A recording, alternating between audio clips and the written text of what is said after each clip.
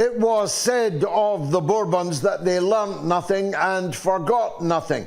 That was just before they came to a sticky end in Paris in the 1790s. Well, the Bourbons are back in the throne on Spain, and they made a very big blunder today. After the people of Valencia have been voicing their rage for more than a week after catastrophic flooding, killed hundreds of people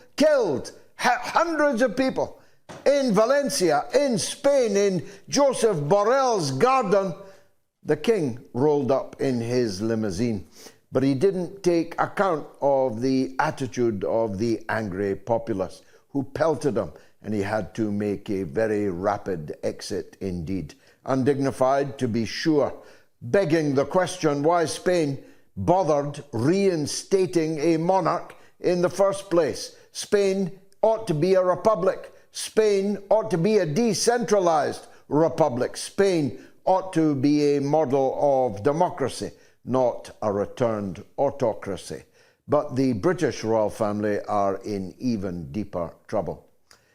They have been caught by the Channel 4 dispatches program, fleecing their own people. I'm not talking about the civil list allocations. We all know about that, and we all know how expensive all that is. No, I'm talking about the income that the royal family have been secretly and tax-free amassing from the duchies of Cornwall and of Lancaster. I'm talking about King Charles, but I'm also talking about his heir apparent, Prince William. These two have been secretly fleecing not just their own tenants. And by the way, Prince William is currently fronting a campaign against homelessness. And the documentary has revealed that he himself is a slum landlord with hundreds and hundreds of tenants paying him millions and millions of pounds per year and endlessly complaining in vain about the cold, drafty, moulded houses that they are living in. I'm talking about a king and an heir apparent who charge rent to the National Health Service for land that they own. They only own it because their ancestors stole it on the point of a sword or through illicit coupling on the wrong side of the blanket. That's how they own it. But they are garnering hundreds of millions of pounds from charging rent, not just on the NHS, but on their own Army, Navy, and Air Force. That's right. It's His Majesty's Navy, Army, Air Force. But His Majesty is charging his own army rent. And I'm talking big, big rents. Sounds like something that Milo Minderberger might have come up with in the pages of Catch 22. And worst of all, it's all not only untaxed, it is all completely secret. Or at least it was until now. We now realize why these Hohenzollerns, or whatever they call themselves these days, are amongst the richest people on the entire planet. Are they worth it? Well, take a look at them. Are they worth it? Well, examine their personal conduct over the last few decades. In fact, make that over the last few centuries. Examine the qualities, a little less than Olympian, that they demonstrate on a daily basis. But my God, are they coining it. My good friend Norman Baker, former Liberal Democrat MP and minister, wrote a book, in fact 2 books about them, but nobody paid enough attention. And now Channel 4's dispatches has burst like an explosion on the British political and public relations scene. So we'll be pressing home our demand, which we made before the death of the late Queen Elizabeth, that when Queen Elizabeth passed, all bets were off as far as we were concerned, and we were going to campaign for a referendum on the continuation of the monarchy. Maybe they'll do the same in Spain too. Of course, the biggest story in the world right now is who is going to be the king of the heap in Washington, D.C. All the betting markets and all the polls showed a landslide victory in the Electoral College for Donald Trump, and maybe even a victory in the popular vote. But before she appeared on Saturday Night Live, the betting markets and the polls began to change. Now that might be manipulation, a kind of psyop to depress expectation, to depress the enthusiasm of Donald Trump's supporters, or it may be that they're fixing to fix it. I know where my money is. We've got a poll running tonight. Overwhelmingly, people think Donald Trump is going to win. And maybe he will, but maybe he won't. And if he doesn't, either fairly or unfairly, I'm willing to bet that these are the reasons. In the last 48 hours, Donald Trump has said that he's prepared to go to Tehran to bring about peace in the Middle East. He's gone to Dearborn, Michigan, and told an enthusiastic crowd of formerly very unenthusiastic Arab Americans for the Republican Party that the war in Gaza must stop now, and that he's told Netanyahu that it better all be over by the time he comes to office in January, should he win. And he's been saying for years that he will bring the Ukrainian war to an end even before he takes office in January. He will stop the war.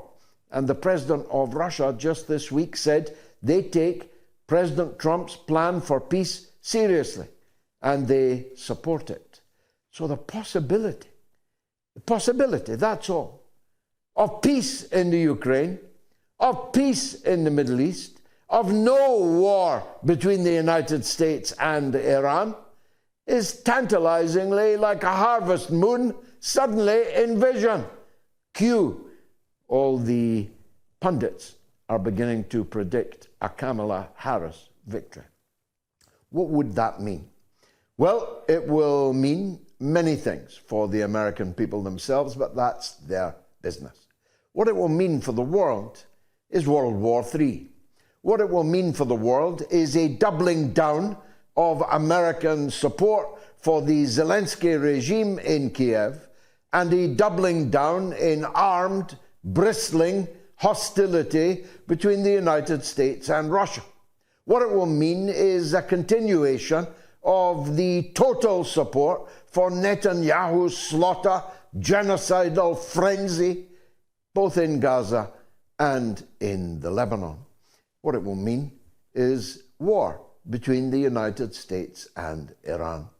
Of course, the opposite isn't guaranteed if Donald Trump wins, but it's guaranteed to happen if Kamala Harris wins. That's the reason I said to you on Wednesday, whatever you do in this election, don't vote Harris. Vote for anybody you like. Donald Trump, Dr. Jill Stein, as I would, Cornel West, Uncle Tom Cobley, anybody at all. But don't vote for Harris, because if you do, you are rewarding genocide. And if you reward genocide, the blood from that genocide will stain your fingers forever. Don't put a cross opposite mass murder, opposite genocide. Now, the situation that we have in the Persian Gulf is very finely balanced. I expected yesterday the Iranian response, a response to which they are both legally and morally entitled. Any country, after all, has the right to defend itself. It has the right to defend itself when another country attacks it.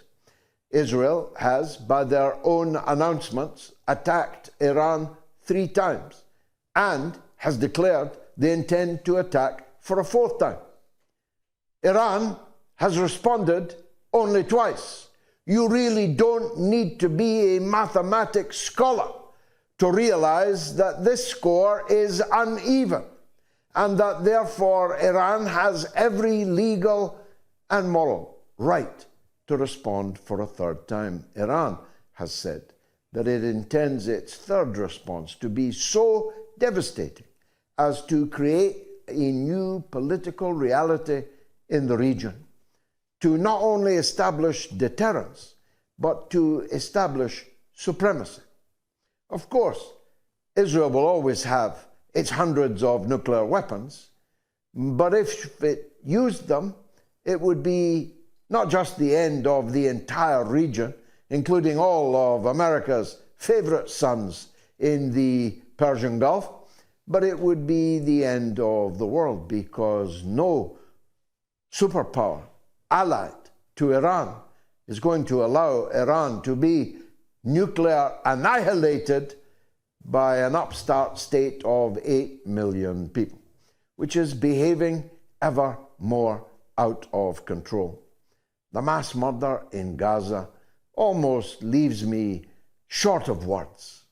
The horror, the unmitigated obscenity with which we are treated on our own telephones in real time really scarcely bears repeating here. But their massacres in Lebanon are getting hardly any coverage at all. They're on a full-fledged, full-court press regime change operation in the Lebanon. They hope to pulverize the Lebanese resistance in the south and to maneuver for a regime change coup d'etat at the center in Beirut. And they have some willing dancers at the ball. But the entire thing is openly being coordinated by the American ambassador in Beirut. It's like a throwback to Latin America in the 1950s, where the ambassador is openly on the television and to the newspapers, openly instructing the Lebanese government what they must do, threatening them with sanctions and promising them American support if they will follow American diktat. And that diktat is to effectively make Lebanon an Israeli protectorate, balkanized into ethno-religious statelets, a Christian state, a Sunni state, a Druze state, a Shiite state, but a Shiite state tamed and controlled by Israel. Lebanon's never seen anything quite like it. And I am puzzled, because I know Lebanon so well. There is no people in the world who are more proudly, patriotically attached to their country. Lebanese for them is something very, very special indeed. Many of them deny even that they are Arabs. They're Phoenicians or Canaanites or any other kind of ites. Everything that's any good in the world was invented by them. Everybody you see on the television, they'll tell you that that person has a 37th cousin, 15 times removed, who is Lebanese. They are patriotic to the point of chauvinistic, and yet they're allowing an American woman openly to dictate to them on their television, in their parliament, openly to give them orders. I've never seen anything like it. Are there no men left in Beirut? Are there no men left whose amour propre, they like a bit of French, in Lebanon, whose amour propre is offended by this jumped up little American foreigner, a woman ordering them around, telling them what government they have to have, who can be in it, who cannot be in it? What kind of Lebanese are you? Who would want to say that they were Lebanese, given the current performance in Beirut, but not, of course, in the south, where the London Times reported this week. And let me tell the British government, this is the London Times speaking. It is not me that's speaking. I'm not glorifying anybody or anything, Mr. Starmer. Call off your dogs. In the London Times, an Israeli army officer is quoted as saying this: the Lebanese Hezbollah are the best of the best. The Lebanese Hezbollah are the cream of the cream. That's the London Times, quoting an Israeli army officer who has watched the Hezbollah go toe-to-toe with the finest outfits of the Israeli superpower army and give it, to coin a phrase, a bloody good hiding. Now, to the best of my knowledge, I have never met anybody who was a member of Hezbollah. To the best of my knowledge, that's the truth. They are not in need of my glorification. Their own people regard them as glorious enough, and their enemies on the battlefield are ready to acknowledge that they are glorious enough. Somebody called Kimmy Badenough, a black woman we're supposed to celebrate, even though she is a rabid reactionary, red in tooth and claw, salivating with hatred for people her own color in our country or on the dinghies headed towards us. A woman so savage in her political outlook that she makes Margaret Thatcher look like Snow White. Kimmy Badenough. Don't remember her name. She probably won't be around for long. So, the poll is this: who will win, Kamala Harris or Donald Trump? You can say on my Telegram channel, t.me/George Galloway, on my X, my Twitter, on the YouTube community poll, or on the YouTube stream. Now, listen, I am so close to 500,000 subscribers.